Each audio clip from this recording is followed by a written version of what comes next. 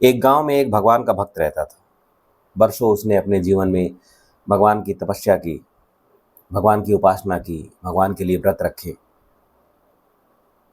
लगातार 20 और 30 साल तक उसने ऐसा किया। अब उसे ऐसा विश्वास हो चला था कि यदि उसके जीवन पर कोई संकट आता है तो भगवान स्वयं उसे बचाने आएंगे। समय की बात है, एक बार उसके गांव में बाढ़ आ गई। बहुत भयंकर बाढ़।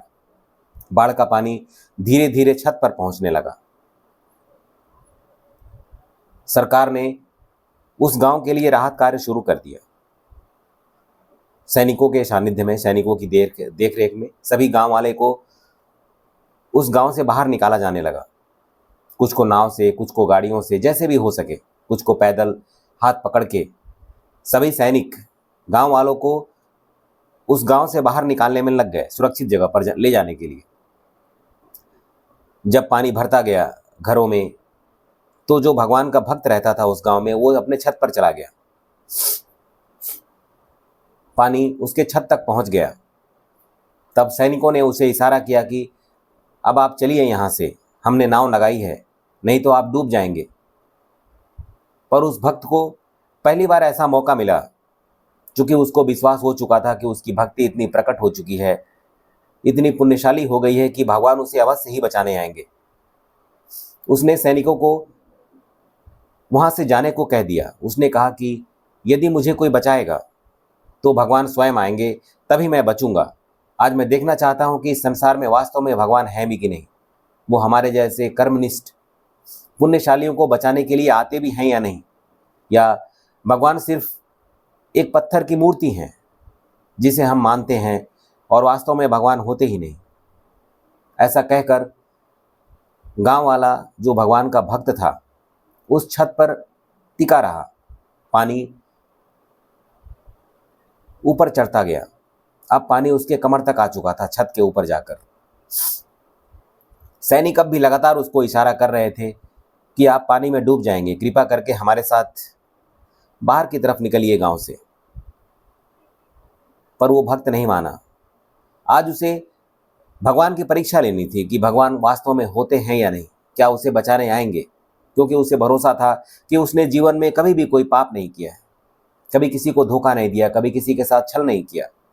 तो इसी विश्वास के साथ वह उस छत पर टिका रहा। पानी कमर तक आ गया, कमर तक होता हुआ छाती तक आ गया। अब पानी उसके नाक तक आ चुका था।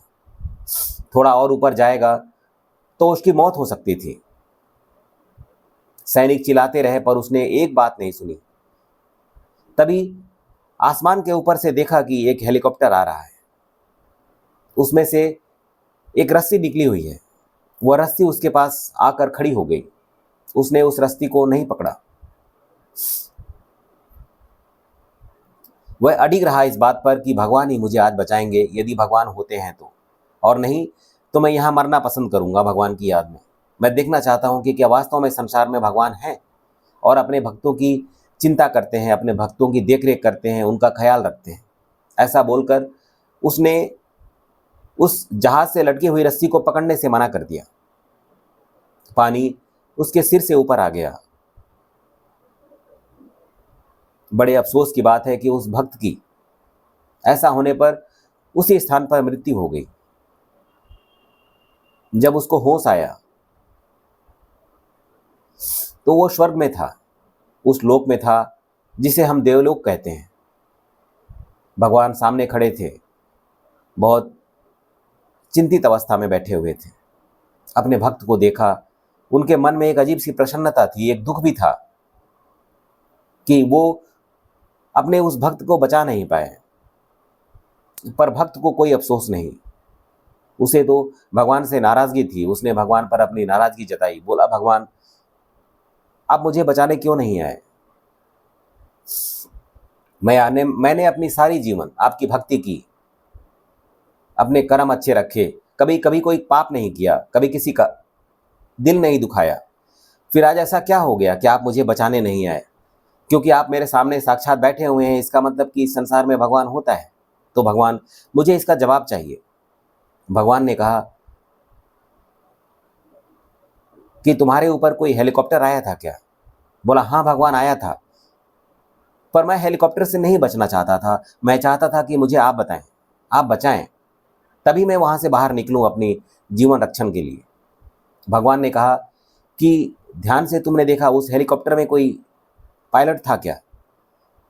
उस भक्त ने कहा, नहीं भगवान, जहाँ तक मुझे याद आता है वह हेलीकॉप्टर बिना किसी पायलट के था। तब भगवान ने कहा कि मूर्ख, तुम इतना भी नहीं समझ पाए कि इंसान ने अब तक बिना पायलट के हेलीकॉप्टर नहीं बनाया है। वास्तव में वो मैं ही था, वो मेरा ही जहाज था जो दिव्य था, जिसमें किसी पायलट की जरूरत नहीं थी। पर तुमने इशारा समझा नहीं। मैं तुम्हें बचाने के लिए गया था, पर तुम घमंड में चूर थे।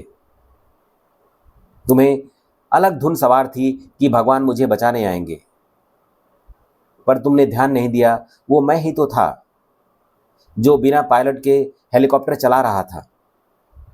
अगर तुमने अपने मन में मुझे याद किया होता, मुझे समझने का प्रयास किया होता, तो शायद तुम्हारी बुद्धि खुल जाती और तुम्हें यह ज्ञात हो जाता कि वो मैं ही हूँ, और तुम बचने का प्रयास करते और मैं तुम्हें बचा लेता। तो दोस्तों, भगवान की भक्ति ऐसी ही होती है। वो हमें कोई जरिया देते हैं, कोई मार्गदर्शन करते हैं, कुछ उपाय सुझाते हैं। हमें ज़रूरत है उन उपायों को समझ के अपने कर्म को ठीक करने की, उसे समझने की और अपने आप को आगे बढ़ाने की। यदि हम उनके इशारों को, उनके तरीकों को, उनकी मंशा को समझ जाएंगे, तो उसके माध्यम से हम अपना जीवन बेहतर बना सकते हैं। दोस्तों, भगवान होते हैं, ज़रूरत है हमें उनके इशारे को समझने की, उनके मंशा को समझने की, और हम पाएंगे कि स्वतः ही हमारा जीवन अच्छाई की तरफ अग्रसर हो जाएगा और हमें इस संसार में खुशहाली और सुकून की प्राप्ति होगी, मोक्ष की प्राप्ति हो जाएगी। राधे राधे।